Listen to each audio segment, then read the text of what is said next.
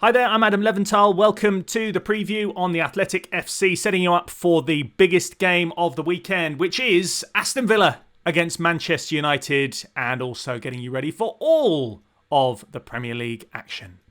With me this week is Nick Miller. How are you, Nick? I'm very well. How are you? I'm very good. Bit colder. We're heading towards the winter. I like it. It's good. Yeah. Tim Spiers is also here. How are you? What's up? Right. Okay. So you're going for a full range of weird welcomes every week, yeah? Yeah, different one every week.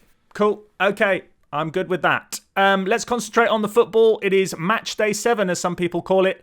It is a 7-3 Saturday-Sunday split. Let's go through the games. Saturday's early game is winless. An 18th place Crystal Palace. They're up against the leaders Liverpool.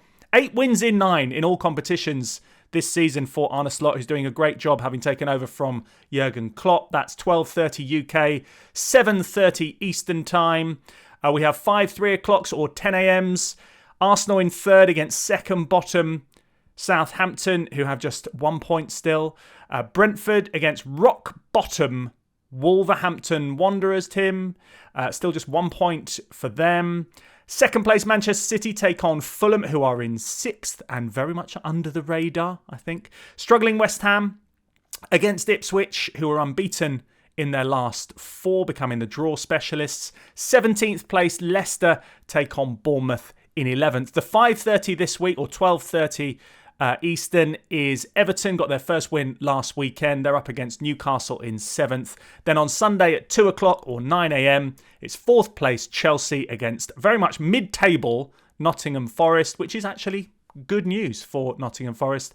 And Aston Villa against Manchester United, before Brighton in 9th against Spurs in 8th at 4:30 or 11:30. Lots to come on this weekend's games. The last one, again, we've got an international break coming up, so enjoy it. So we start with our focus on Aston Villa in 5th, up against Manchester United in 13th, contrasting fortunes for both of these clubs this week in Europe. Let's start with the home side and reflect on that brilliant win against Bayern Munich with our Villa writer, Jacob Tanswell. I thought Aston Villa were well deserving of the victory. A memorable, gigantic night against Bayern Munich. They had a structured game plan, were concise, well drilled. It was a deviation away from the norm. They did have a lot of possession, but they knew that they would have chances on the counter-attack, that they'd have to sit in a compact shape. Ultimately, it crystallised in Duran's audacious dink finish. I spoke to Morgan Rogers afterwards, and he said Unai Emery held 2 separate meetings on that day alone, plus hours of footage analysing every single player of Bayern Munich's in the days before, and one of those players was Manuel Neuer, and Emery identified, as is well known by now, that he likes to come off his line, and John Duran, perhaps subconsciously, even without looking up, he knew Neuer would be off his line and decided to attempt the lob. As we know, Unai Emery's preparations are extensive. It's really shown in the big games at Villa Park. The 2 victories inside 4 days last year in December against Man City and then Arsenal, and then this time against Bayern Munich. It was a fantastic, memorable evening, arguably their greatest night since 1982 in that famous European Cup victory against Bayern Munich with the same scoreline. So tactically mature. That magic moment from John Duran as well. Brilliant goalkeeping performance. Nick, what was your take on it? Were you able to enjoy it as a moment, a footballing moment, especially with the history involved? Yeah, I mean, the obvious thing is the goal, but it was the thing that impressed me is how for the first 15, 20 minutes, it really looked like Bayern were suffocating Villa. It looked that they were so dominant. It didn't look like Villa could get out of not even their own half, but even like 30 yards, 40 yards from their own goal. And at that point, you were kind of thinking, this isn't going to go well. This is going to be a pretty long night. But then they kind of broke out from that, and Bayern had a lot of the ball, but didn't create a massive amount of chances that I can remember, certainly in the first half. And then obviously the goal, which is just a sensational moment, not just for the finish, but it sort of came out of nowhere. Obviously, it was kind of long pass through from Pau Torres, and then suddenly Duran's through and producing this incredible lobbed finish. And yeah, I was, as I often am with these things, very jealous of people who are actually in the stadium that night. Yeah, it did look like to be a fantastic atmosphere. A lot of people that were there were saying it was the loudest that they'd heard Villa Park for a very, very long time. Tim, now Aston Villa switch from having to be dogged defensively and organised and disciplined and take your opportunity when you get it, to Manchester United. So it's a completely different sort of occasion for them. Obviously, it's still a big game. It's Manchester United, but they should enjoy this one and have a lot more time to breathe, I suppose. Yeah, potentially. Although United did the double over Villa last year. I remember the 3-2 at Old Trafford when Villa was sort of 2-0 up, but stayed quite open thereafter, and it really sort of suited United on the counter, and then United won 2-1 at Villa in February. So yeah, I think the biggest problem for Villa in this game will be either underestimating United, who are obviously shambolic and 13th in the early table, only 3 points ahead of Ipswich, or I guess the inevitable come down really from one of the greatest nights in the club's modern history. I mean, as Nick is saying, pretty astonishing match to watch. There's always something quite special when a club other than the usual suspects does something special in Europe. We sort of had it a bit with Newcastle last season, or in the past. You go back to Spiers v Barcelona and Fulham in the Europa League, and stuff like that. It's always they, for me anyway, they're sort of they become your second team on the night, because you want them to do well. You want their fans to enjoy something special while it lasts, and yeah, Villa certainly did that on Wednesday. So I guess to refocus after that, all the emotional energy, let alone physical energy that they exerted, will not be easy. But Emery's done that a lot in his career in the past with Sevilla. So now, Nick, obviously Unai Emery knows what he's doing, clearly. But what happens with John Duran if he just keeps on scoring every time he comes on? He scored 6 this season.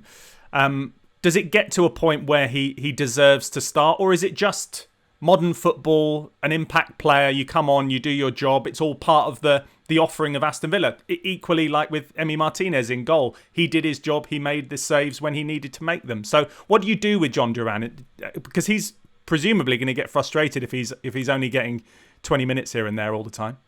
Yeah, I guess so. But then again, he's in those 20 minutes, he's scoring goals and getting huge amounts of glory. So he's kind of getting the same money. He's getting the same kind of adulation for 30% of the work or whatever. Yeah, I went to Villa's game against Wolves a couple of weeks ago, and I wrote a piece from that advocating Duran and Watkins playing up front together.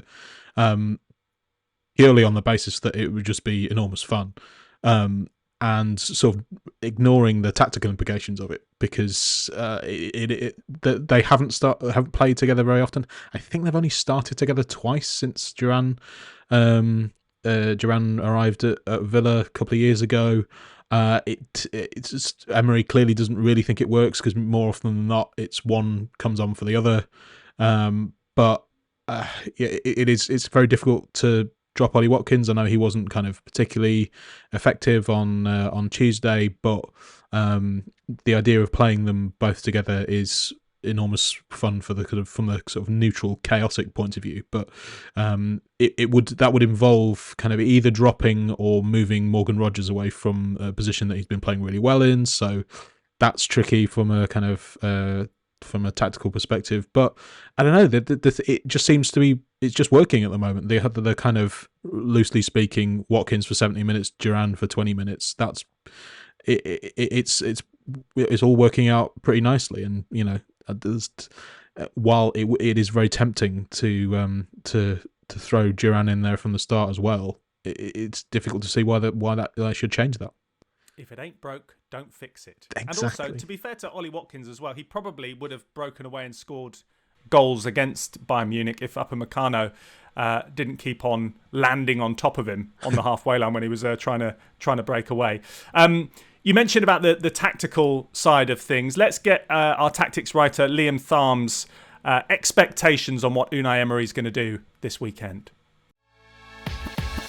Looking at Unai Emery against Manchester United will be a really, really interesting one. It was his first win, first game as Villa coach back almost a couple of years ago now in November 2022. But the past 4 meetings, United have won all of them. 3 of those have been by a marginal goal, and there's a cup game in there too. I think the fear for United probably at the moment going up against Villa is how good they are and how solid they are defensively for a United team that have struggled to picklock well-structured defences. Against Bayern Munich, we saw Villa dropping into a bit more of a back 5 by dropping a number 10 down to really defend those sort of wide combinations and really force Bayern into crosses an awful lot.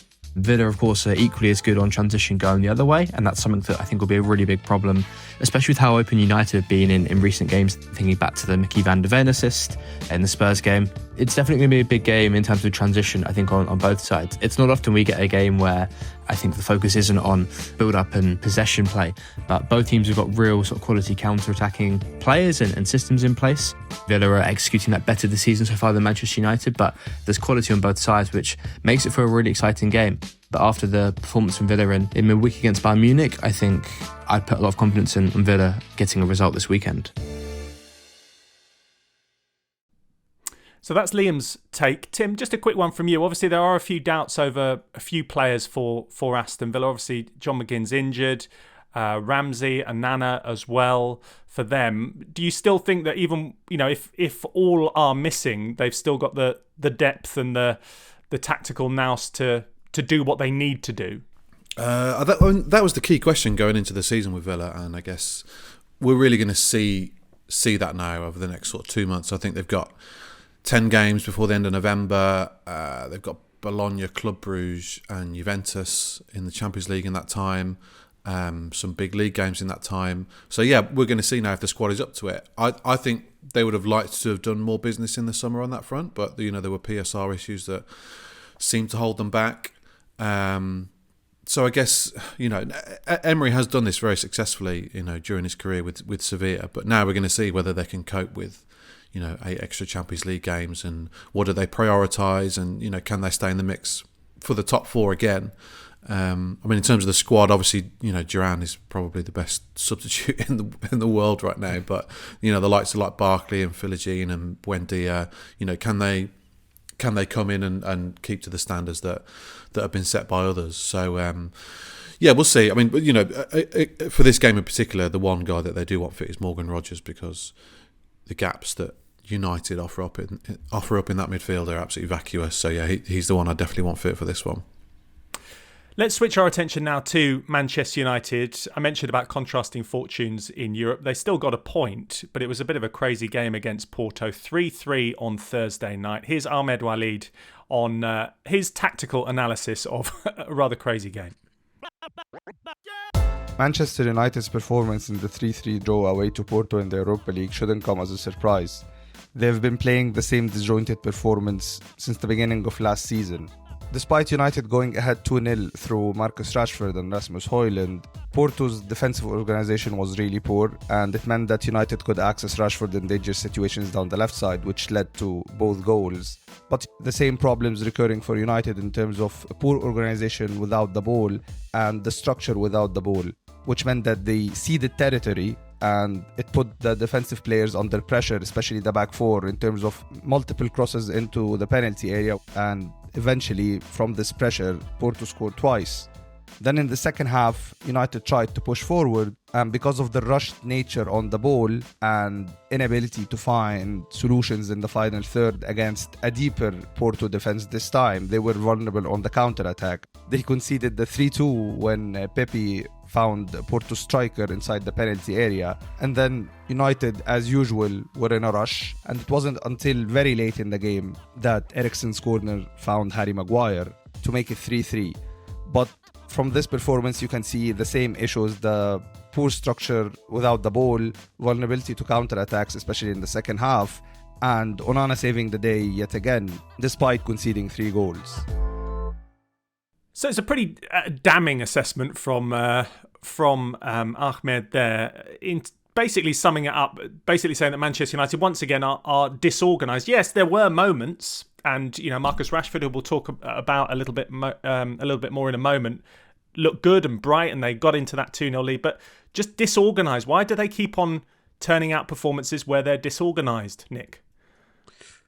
I mean, I think it's partly because of Erik Ten Hag's sort of stubbornness, and I suppose he would argue he will, and he has argued, he's won trophies playing this way, so why should he change, etc., etc. But I think it was interesting the interview that he gave to Sky after the Tottenham game. He talked about we made many mistakes in possession. We couldn't find the right man, and then he blamed the defense or the midfield for letting Mickey van der Ven through for that run. He said, "I made very clear before the game how we should defend this. We need to defend better." It was like he was saying, "Well, it's not my fault. I can't do anything if these guys just don't don't follow my sort of very, very important and very correct instructions." And there didn't seem to be any, and this is a kind of theme with what he says generally, there doesn't seem to be any kind of reflection that maybe the instructions aren't right. There was another kind of odd moment where the Sky interviewer sort of made the observation that the same things seem to be happening all the time. You seem to be making the same mistakes most weeks, and Ten Hag either didn't recognise this or just pretended that he didn't know what the guy was talking about, which is a little bit troubling because it's quite, even I, as a confirmed tactical dunce, could tell you that these are the same things keep happening, the same mistakes keep happening, these kind of enormous gaping holes in midfield that people just kind of stroll through. And you would like to think that if someone like me can see it, then Ten Hag should be able to see it as well and kind of fix things. I would imagine that that John McGinn would be particularly sad that he's not playing in this game, because he would have, against those kind of that wide open midfield, he would have an absolute field day.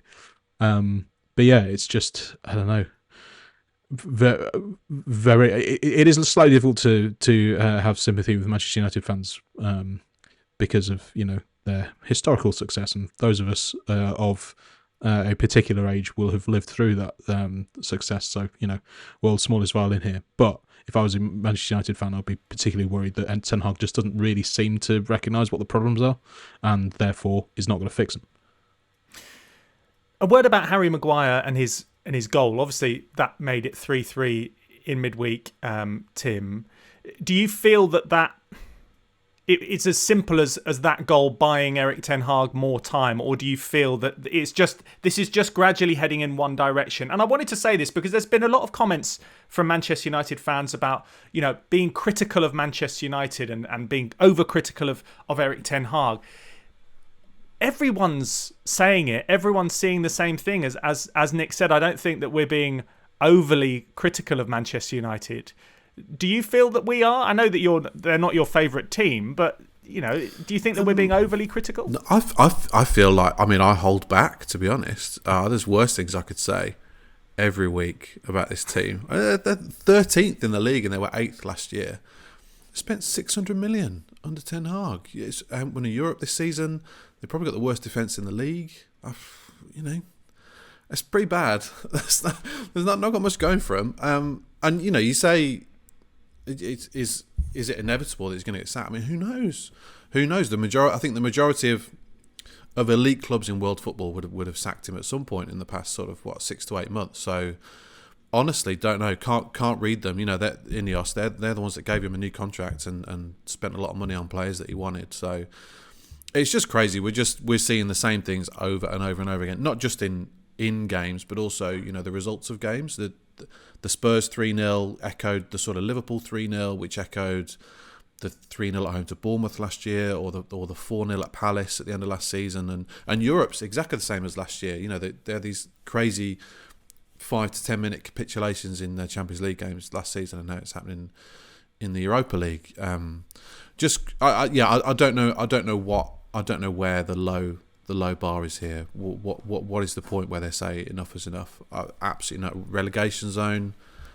Maybe they'd have to be relegated. I honestly don't know.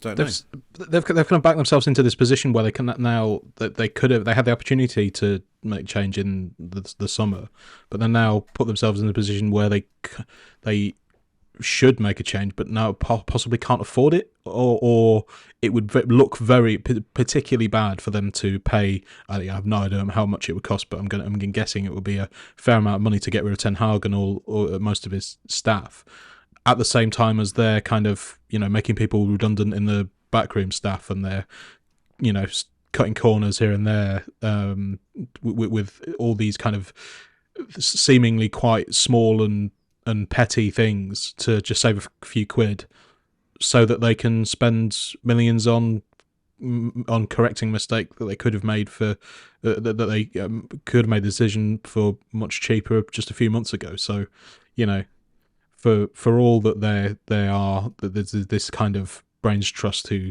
kind of lined up in the director's box and the adults in the room now kind of thing. They just seem to have mishandled this enormously badly. That they can't afford not to sack him, Nick. That's what I'd counter.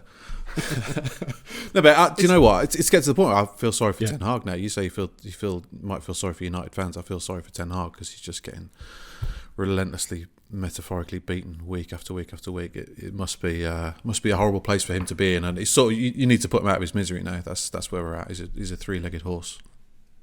Wow. Okay, good. You haven't held back. You have gone to the next level. I like it. Okay. And that is the views of Tim Spiers. Let's get the take of the guys on Talk of the Devils, who recorded their latest dedicated Manchester United podcast after that draw against Porto, searching for positives, unlike us, ahead of Aston Villa.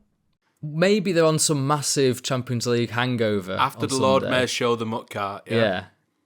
And we go back to, they do defend with a high line. So if Højlund's playing like he was tonight, Bruno's back, got a point to prove. Rashford, hopefully won't get sent off again. I mean, that would be something. And one thing we can, well, at least to my eyes, watching that Porto game, players haven't down tools. They're still scrapping.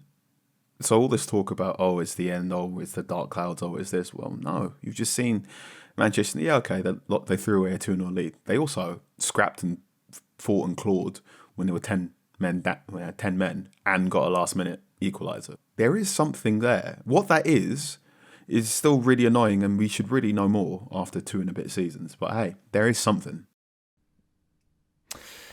There is something. Or is there?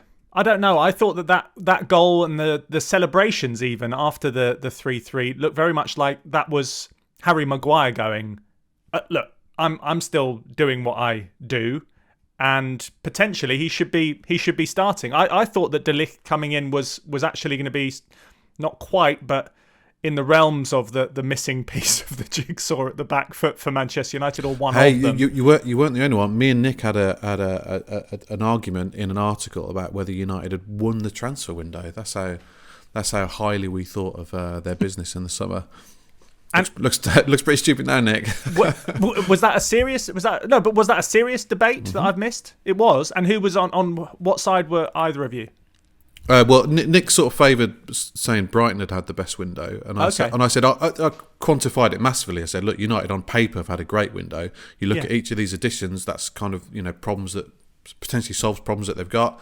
However, I did kind of say, look, this means nothing because this is a bit of a graveyard for players, Old Trafford these days, where they seem to get worse. But I think Nick, you sort of agreed to me. Yes, they have had a good window.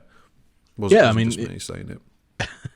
Actually, I'm going to completely ignore this. I'm going to absolve all responsibility for this article and just blame you completely for this. I don't remember doing this at all. And if anyone finds it on the internet, then they're lying. No, I mean, yeah, in theory, they signed some good players, but it just feels like at the moment you could stick anyone in that in the sort of structure and the system that Ten Hag is playing, and they still wouldn't have much luck. But yeah, it's bleak. I think that's it. If you look at Casemiro, Amrabat, and Agate are all pretty good DMs, or they've had good careers and had a lot of success elsewhere, and they've all looked terrible. Agate being the latest. They've all been horribly exposed. Maybe it's the manager. I think that's the conclusion you have to draw from that. So it's the structure rather than the individuals, and that is the blueprint that Erik Ten Hag is putting out onto the pitch. A quick word on Bruno Fernandes, obviously sent off in back-to-back games. The red was overturned against Tottenham. I mean, a quick straw poll, was that the right decision? Tim? No, I don't think so. You think that red should have stood? Yeah, I mean, I don't think I think it's a completely defensible decision, kind of on the pitch. He did slip, but then he also, after he slipped, stuck his leg out and put it halfway up Maddison's shin, which it doesn't matter if he doesn't break his leg or not. That's you still can't do that. But I was pretty surprised that it was then subsequently overturned.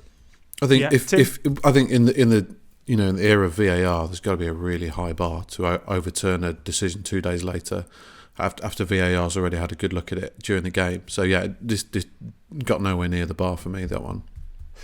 That, I mean, it's by the by, he will play against Aston Villa. I don't know if that's a good thing or a bad thing for Manchester United. I mean, it's obviously not going to plan for Bruno Fernandes at the moment. What would you do if you were Erik Ten Hag, both of you? What would you do ahead of this game, having seen sort of Harry Maguire turn up and do his sort of Harry Maguire things ish, and you had Bruno Fernandes getting sent off every game? What would you do in terms of that captain's armband? I think the other thing is that Fernandes hasn't really been playing very well so far this season. So I don't know whether saying him being suspended might have been a good thing for him and United. But it might have at least allowed them to explore another way of setting up the team. We are also we have the delicious prospect of the same player being sent off in 3 games in a row, which you don't often get, and of course the international break coming up, so it could be 4 games in a row. So 4 or 5. Well, yeah, who knows? No, he wouldn't be able to play in the second one. Yeah, you're right. Oh, yeah, they could appeal it and it gets overturned again. So this could just go a sort of infinite loop of sending offs and appeals, and he gets sent off in every game, but there's never suspended. But I haven't really answered your question. He isn't. I don't really think he's playing well enough to justify, regardless of the sending off and regardless of whether you think that those kind of actions are befitting of a Manchester United captain. He's not playing very well at the moment, and when he's not scoring goals, he can be a bit of a liability. Do you think that they need to change something, Tim, quickly? Hey, do they change anything? I mean, I guess with the Maguire thing, he sort of epitomises, I think, the approach that they need right now, which is completely back to basics. Just strip it all back.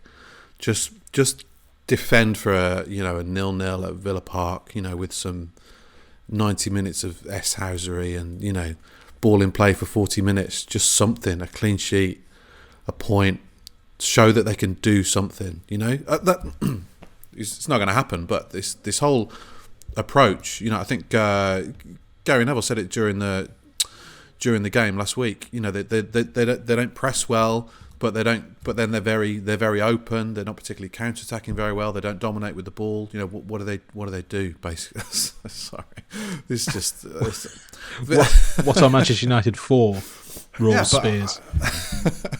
I don't know. Like I think some kind of back to basics approach with Maguire as you epitomising that as your captain is what they sort of need right now. But it's not what they're going to do.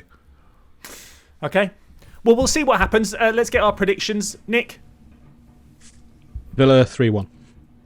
3-1. Tim? I think 1-1. Oh.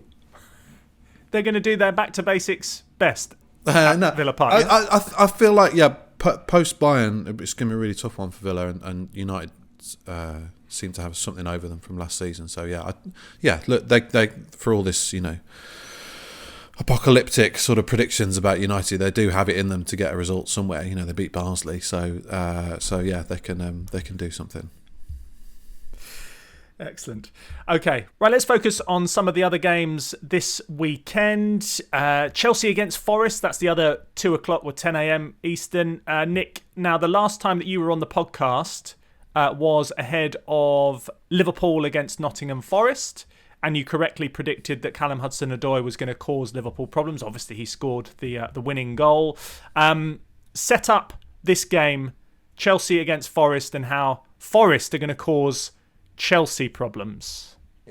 Well, kind of in theory, same again. I mean, I after that podcast, when I carefully outlined how the wingers were going to cause Liverpool problems, and then neither of them actually started, I did feel like a bit of a chump. And then, obviously Hudson-Odoi came on, scored a brilliant goal, set up by the other winger, Alanga, and felt slightly better about myself. But I just wonder whether it's slightly difficult to predict how Nuno is going to set up Forest at the moment, because last game Forest lost 1-0 to Fulham. They didn't have Morgan Gibbs-White, which is the kind of... I think not. This isn't sort of particularly blaming Nuno, but anyone would kind of slightly panic and think, "Well, oh Christ, what are we going to do here?" Because he's so sort of central to everything that Forest do, and he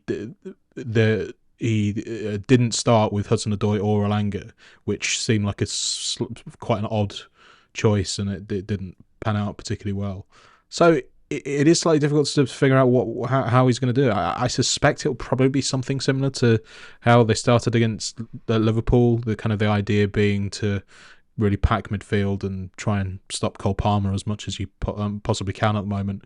And then if that all goes to plan, then bring on Hudson-Odoi and Alanga later on in the game. Gibbs-White will be back for this one, so that's a headache taken care of.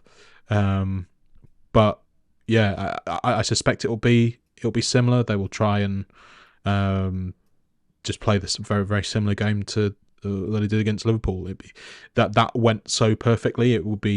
It's slightly optimistic to think that it will go that well again, but I suspect that will be the plan.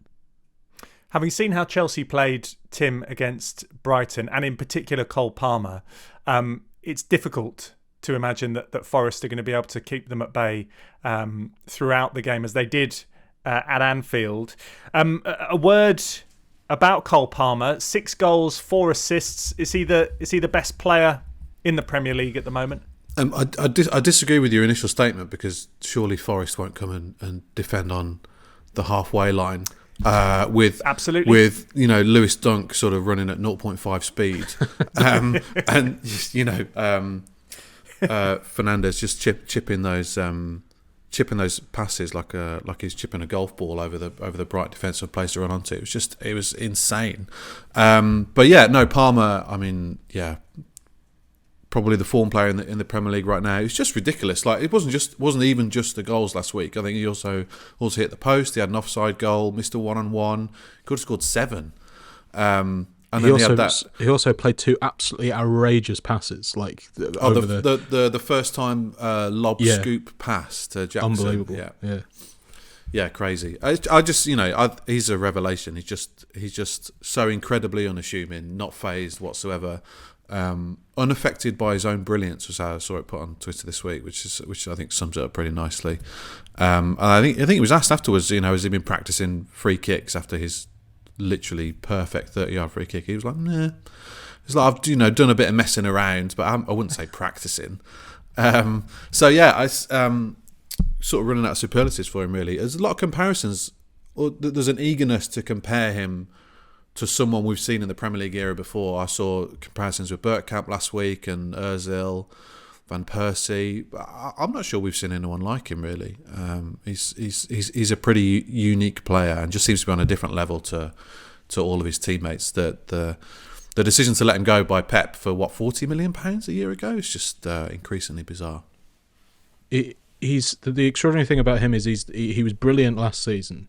Chelsea's best. I mean, not just Chelsea's best player, but Chelsea's only decent player for most of the season.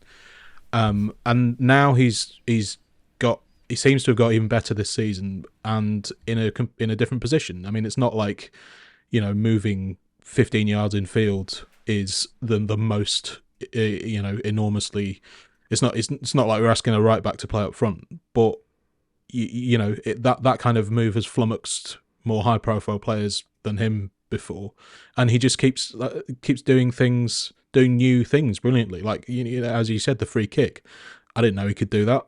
I wonder whether he knew he could do that, but he just kind of lolloped up and casually pinged one into the top corner from 25 yards out, and yeah, just extraordinary. A word about Brighton against Spurs. Tim, obviously, mentioned Brighton up against Chelsea last week, and it was a little bit, I don't know, self-sabotage at times for Brighton at Stamford Bridge. And now they go up against Spurs. Spurs had a good win away from home on Thursday in Hungary, beat Ferencváros 2-1. They've got Brennan Johnson in fine form. Dominic Solanke's now scoring goals. Brighton are conceding a lot of goals, which is in contrast to an impressive start to the season. It seems as if Fabian Hürzeler is just sort of getting to grips a little bit more with the Premier League. Presumably, this is just going to be a high-scoring game, and it's going to be interesting to see who can. I mean, two high lines. It's going to be quite interesting. It's going to be quite tight. Yeah, definitely. One of the standout games of the weekend, for sure. I mean, Spurs are the last team you want to play right now. I think they've won 5 in a row in all comps. Brennan Johnson scored in each of those games, which is remarkable, really, seeing as where he was before that. I would absolutely not advocate abusing people on social media, but it's been this weird instigator for this remarkable run of form where he was, so affronted rightly by the sticker that he was getting, and he's channeled that rage into goals, into football goals, and I thought he spoke really well about that. Actually, yeah, he did. The fact that he's listening to people that he cares about, the support network that he's got around him that he loves, and his dad was in the crowd. I don't think it was in the last game, but the game before, just smiling from ear to ear. Former player himself. So yeah, he seems to be in a good place. It's a good thing to see, isn't it? Yeah, it really is. And he had a tough transition last year. Obviously, going to a massive club, and I think he probably played more than Ange Postecoglou would have wanted him to last year. But Spurs, of course, had some horrific injury problems, which meant that Johnson was sort of starting every week. I remember he started like 20 games in a row at one point, and you could see he wasn't struggling, but he wasn't standing out either. And also that transition from playing in a sort of a counter-attacking team at Forest to more of a high possession, dominating the opposition final third kind of team. So he's had having to make a lot more decisions during the game, and I think he maybe struggled with that last year.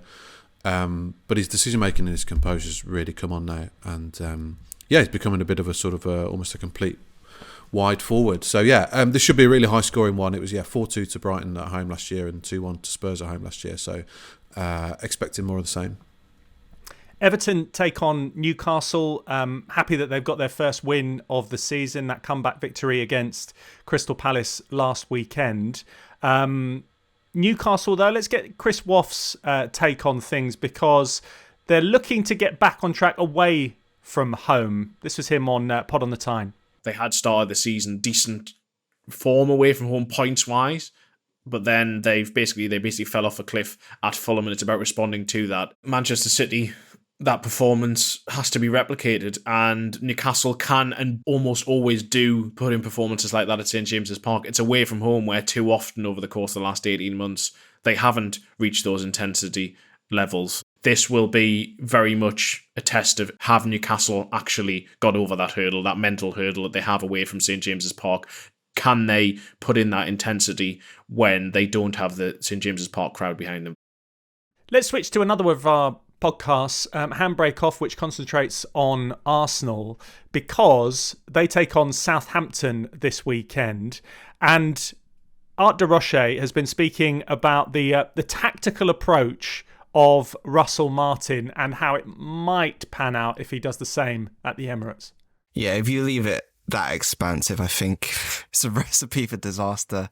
I'm not sure if he will change things, because, as you mentioned, he has been very intent on playing that way. So it'll be interesting to see, because I think if they try to play out and be expansive, especially with the way that Arsenal press teams, I think they could be in for a very long afternoon. you do fear for Southampton going to the Emirates, don't you, Nick? Yeah.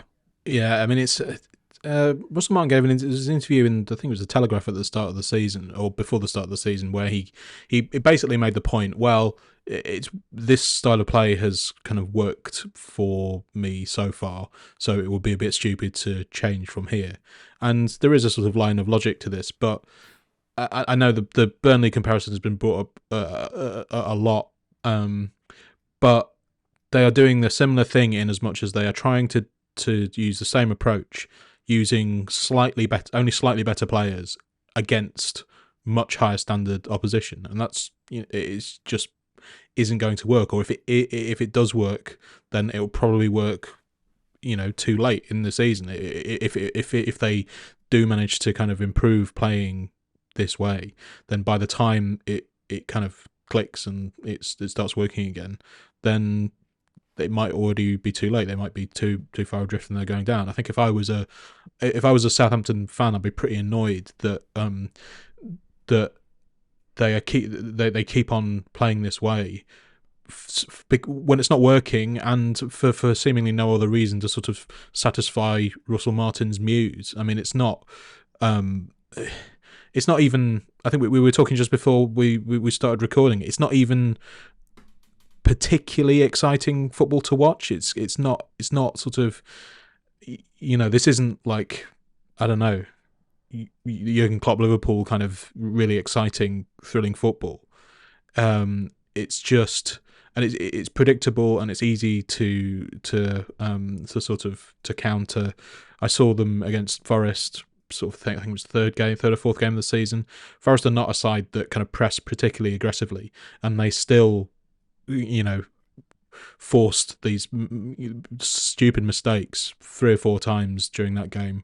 Then the next game against Brentford, they forced stupid mistakes 3 or 4 times. So it's not even as if teams have to try particularly hard. If you're a struggling team down at the bottom of the league, you kind of accept that you're going to lose quite a few games, but the least you want to do is make it hard for the opposition, and Southampton haven't really done that very much so far this season. Yeah, and when you contrast it to the sort of the savviness of another newly promoted side in Ipswich, and they're not going great guns, but you compare their results picking up draws against Aston Villa, against Southampton, who they probably should have beaten, having said what we said, Brighton, and also Fulham, having had Manchester City and Liverpool in their opening 2 games. You've got to pick up points from somewhere. You've got to go back to basics, like Tim was saying with Manchester United. So, yeah, you hope that Southampton can sort of maybe evolve a little bit, maybe use this international break with Russell Martin. You don't want to see a manager getting sacked or anything like that, and maybe come up with a different plan that's going to see them pick up some points, because at the moment it's not looking good for them. Just a quick word on Fulham. I mentioned there, didn't I? They're up against Manchester City, and I like what Marco Silva's doing at the moment. Tim, they're sitting 6th.